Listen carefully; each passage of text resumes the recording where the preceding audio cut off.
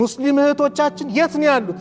ዛሬ ቲክቶክ ላይ ራቆት ጸጉር በመክፈት ምን በማለት ከዘፈኖች ጋር አብሮ በመደነስ በመጨፈር የተለያየ ነገር በማድረግ ማን ያለው ዛሬ ፎሎ ለማግኘት ተከታይ ለማምጣት ያ አላህ ሰዎችን ወደ ጥፋት መጥራት ሰዎችን ማጥፋት ማለት እኮ ነው።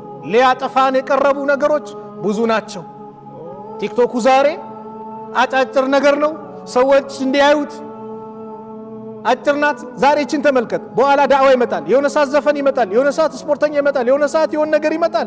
ተመልከት ይያል ሰው በሱ ነገር ላይ ቢዚ ይሆናል። ኸይር ነገር እኮ አይደለም የሚታይበት። ኸይር ቢሆንማ ኸይር ነበር ማሻአላህ። ኸይር ነገር ሼር ብታድርግ ብታሰራጭማ ማሻአላህ፣ ብታሰራጭ ማለቴ ማሻአላህ። ነገር ግን ዛሬ ምንድነው እየተሰራጨ ያለው?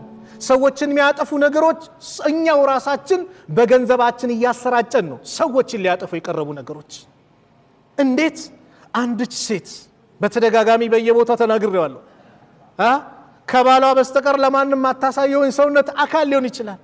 አንዲት ጸጉር ያለ ምንም ምክንያት መታየት የጀነትን ሽታ ያርቃል እየተባለ ዛሬ ጸጉር ተከፍቶ እህቶቻችን በቲክቶኩ ላይ እየጨፈሩ በፌስቡኩ በቴሌግራሙ በሚዲያው በምኑ ራሳቸውን ለዓለም ያሳያሉ አይደል?